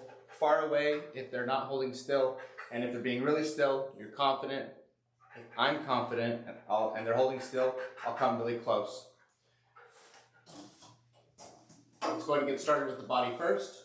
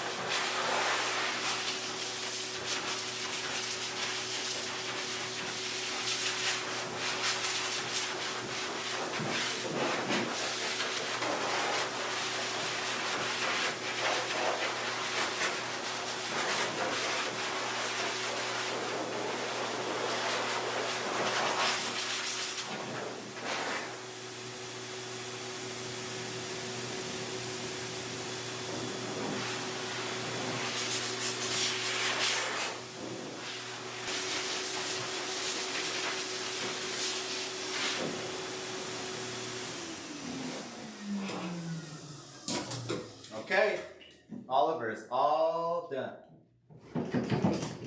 Oh, good shake. Good shake. He was a little nervous around his face. He wanted to be facing, that direction. Having him turn this way was a little bit uncomfortable for him, but overall he did really good. We got through it all without any problems. Yes, sirree. You ready? You ready? Let's head back up front and we will finish his groom. Wait. Oh my gosh. He's so ready to go. Oh my gosh. Wait. Okay, 2 reasons I didn't let him jump right there. 1, I want to teach him to wait until I'm ready before he jumps off the table. And 2, the biggest injuries happen from dogs jumping off the table. Shoulder injuries, spine injuries. They slip and fall, and especially here in the bathing room, sometimes the floor is wet. So I always try to get the dogs to wait for me so that I can gently set them down. And I never know when the dog has a prior condition or injury. And if I'm not careful and I let them jump down, they can aggravate it, they can make it more serious. It could be an old injury, it could be something that was minor. I never want to be on the line or... Now I'm going to grab him and say, let's go. All right, let's head back up front.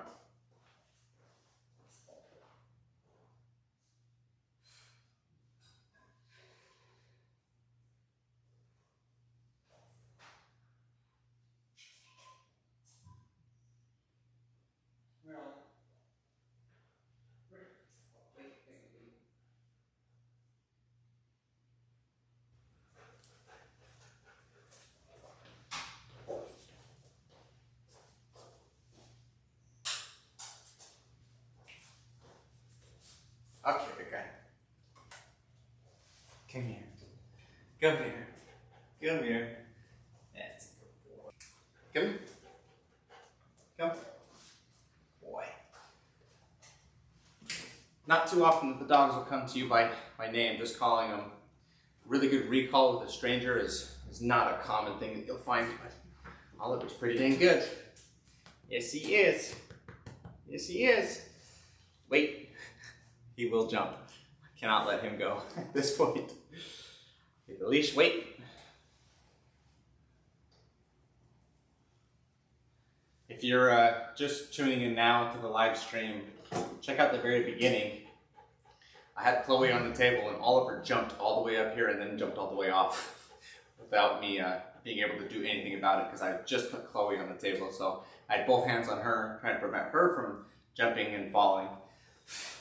But yeah, couldn't do anything about Ollie here because he's 3 foot height. He jumped right up and he jumped right down. There was nothing I could do about it. Okay, let's finish Ollie's groom. Start with the leave-in conditioner. I'm going to spray it all over his whole body. Try to avoid getting it in his eyes and in his ears. I'm going to use the rubber brush to brush all of the conditioner in. This brush is a very gentle de-shedding brush.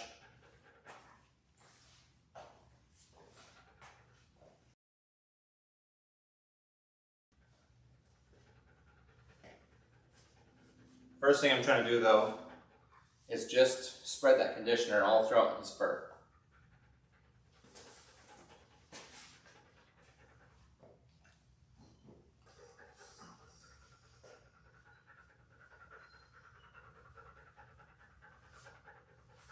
The leave-in conditioner that I use is called The Stuff. It's a pretty well-known brand. And man, does it make their fur soft. It doesn't really have any scent to it, so it doesn't smell really good, but also doesn't smell bad. But it's wild how soft it makes the fur. Also helps with detangling. The dog had some mats. It'll help less pressure, less pulling on the dog's skin. So now, the conditioner is all brushed in, and I'm just going over each area of his body to see if this brush will pull out some some of the hairs that have already shed but haven't quite released from the coat.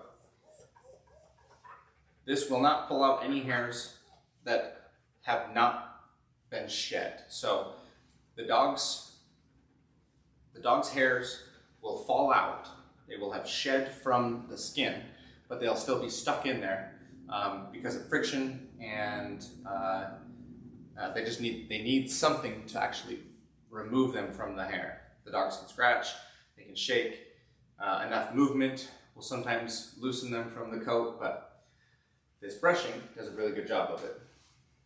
If you have a dog who has not been brushed in a long time and they've been through several shedding cycles, when they first go into winter, first it gets released, and if it does not get brushed out of the fur, it can become impacted, which means it's kind of matted, but mostly it's just there's a bunch of hairs that should have been released from the body, but they're stuck in the fur, and then more hairs came underneath and then also got released, so they're all just bunched up and stuck. They come out a lot easier than a long-haired dog like a poodle who has curly hair. When those hairs get knotted up, they make tight little tangles, super tight knots that have to be cut out. But if the fur is just impacted, like these breeds, bathing and drying, or with a pre-bathing blow dry, that'll oftentimes separate the hair, and then a little bit of brushing like this, and it'll finish getting it out. Some shedding, but not too much now. I'm gonna go ahead and call it good with this brush.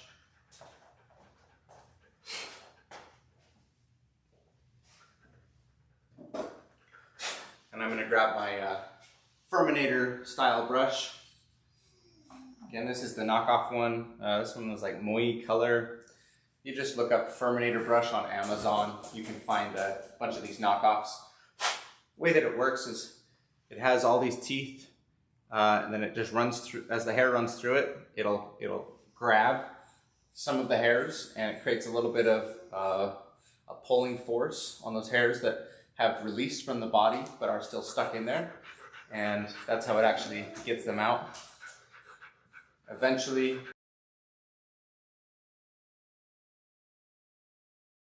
and then you can keep brushing. And I go over each section of the dog's body, and I continue to brush there until it's no longer pulling out fur. So this area didn't get much, but as soon as I got back here, it started filling up, so I'm going to pull it out, stay back here for a minute.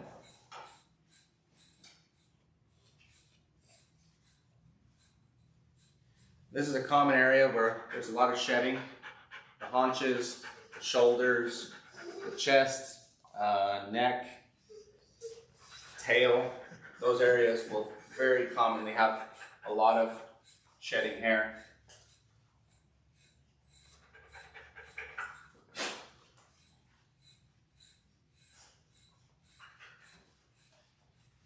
Because it will catch some of the guard coat. And the guard coat is the long, pretty coat that lasts for a year, sometimes 2 or 3 years. And what we're trying to brush out with this is the undercoat. The undercoat changes and sheds sometimes constantly, and then sometimes more specifically, majority of the shedding will happen twice a year. Changes, their summer coat starts to grow and they release the winter coat. Summer coat's going to be a lot thinner, that way they don't have as much insulation.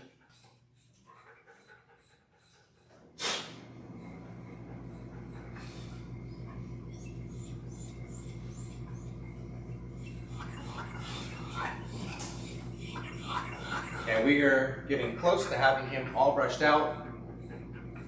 I wanted to talk about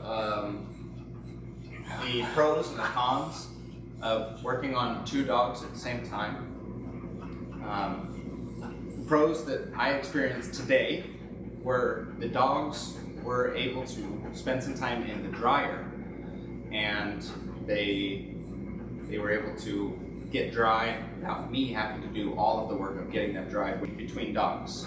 If you do one dog at a time, sometimes you're stuck waiting for a customer to show up. Or sometimes you're stuck waiting for a customer to pick up their dog. I don't want to be in the back bathing a dog if I have another one that needs to be checked out in a few minutes. Because I don't want to leave dogs in the bathing room by themselves. And if a dog has soap all over it, then I have to make the customer wait because I rinse the soap off and then I take the dog out of the tub, put him in the kennel before I come up and actually check him out. That's a con. I'm supposed to be talking about pros.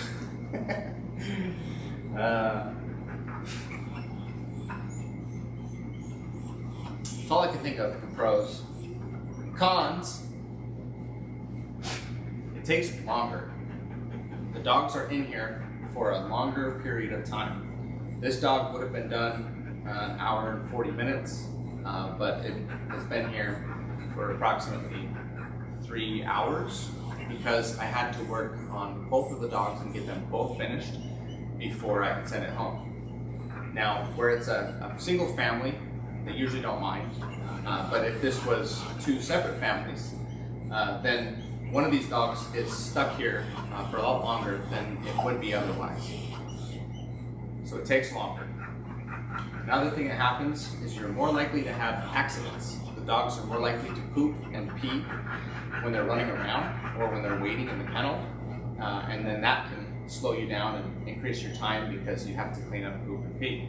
And in the worst case scenario, the dog's stepping in it, and then you have to rewash their feet. You have to clean up a smushed poo or tracks of pee throughout your shop. That's definitely negative. It takes longer in that sense because you're more likely to have to pick up poop and pee.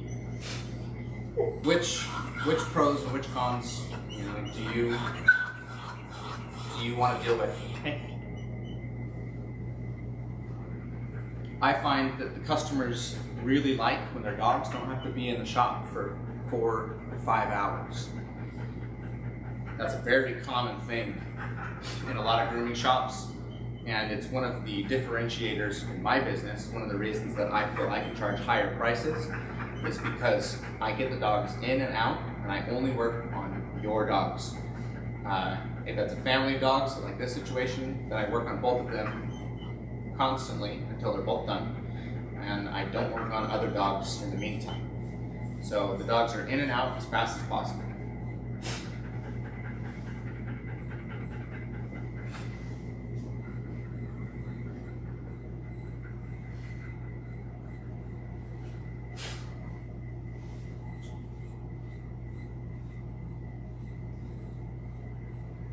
Another thing to recognize, some breeds of dogs, you do not want them to actually fan dry.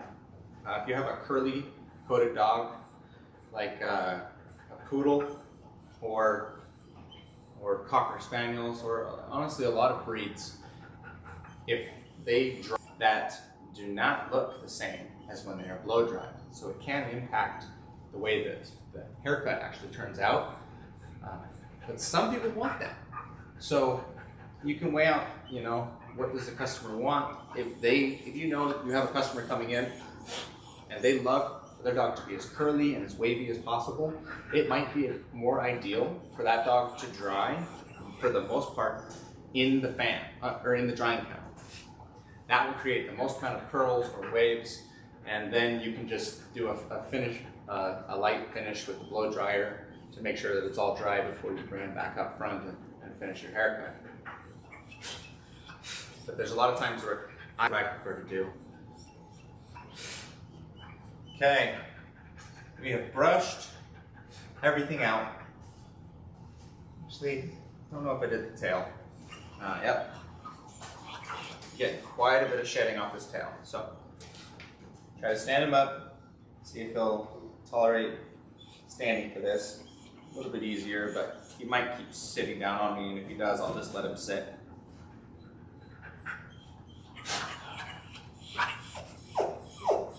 I know, but it's okay, buddy. Wait.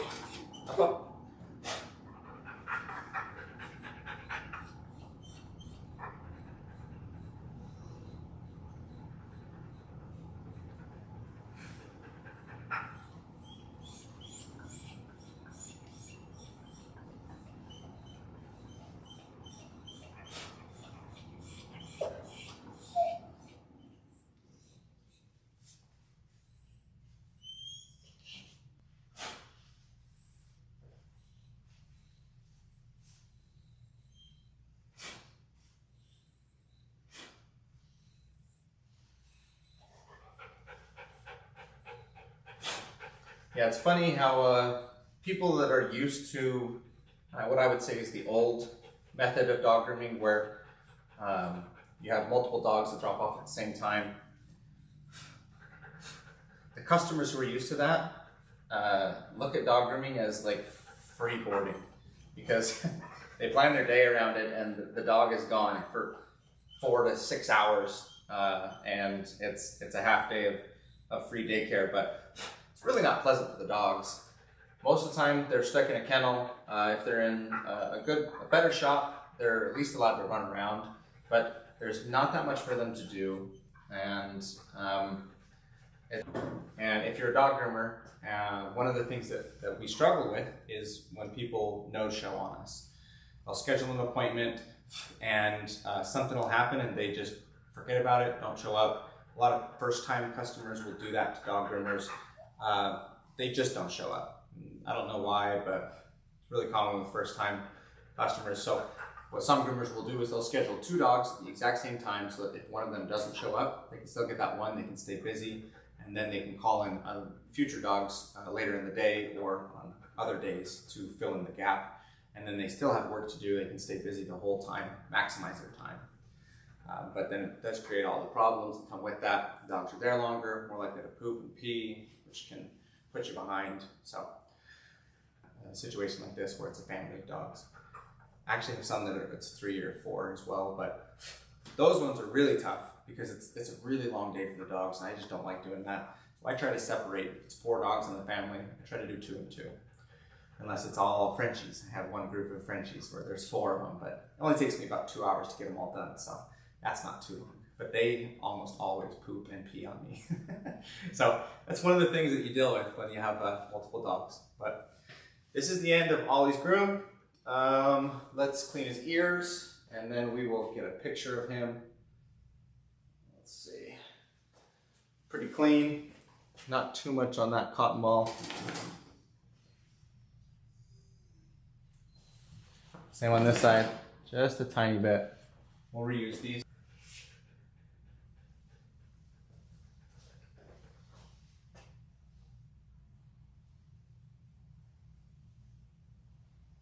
Let's see, show you guys a little bit what I'm doing. Trying to get in all the folds and wrinkles. Just make sure all the way out, brush the entire inside flat of the ear. Because I couldn't wash any of this with the shampoo because I didn't want water to get down in the ear canal. So I got to make sure that I get these areas clean with the paper towel. Pretty dang clean. Almost nothing came out of this dog's ear, or his left ear, so call that one good. And now we'll clean his right ear.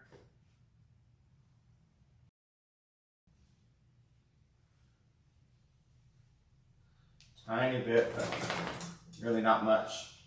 I'm going to find a clean part of the cotton ball and wipe out the inside of his ear. Good boy. Okay, now we are all done.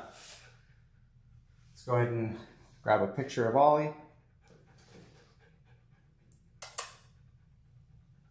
Can you sit? Sit. Good boy. Stay. There we go. All right, we're all done. I guess if anyone is still watching the live stream and you want to learn more, I have a free course with free community, so you can ask questions, get in touch with me. I'm planning on doing exclusive live lessons on that platform, but haven't started doing that yet. I'm still working on the course. It's kind of in a beta phase, but go check it out. Grooming Pros on school.com. Check the description for the link. I will put it in right after I finish this. Until next time, adios, take care, ciao, Jana, auf Wiedersehen. Yeah, it's all the aloha. All the farewell greetings that I could think of. Take care, everybody. Let's go, Wally. Let's go.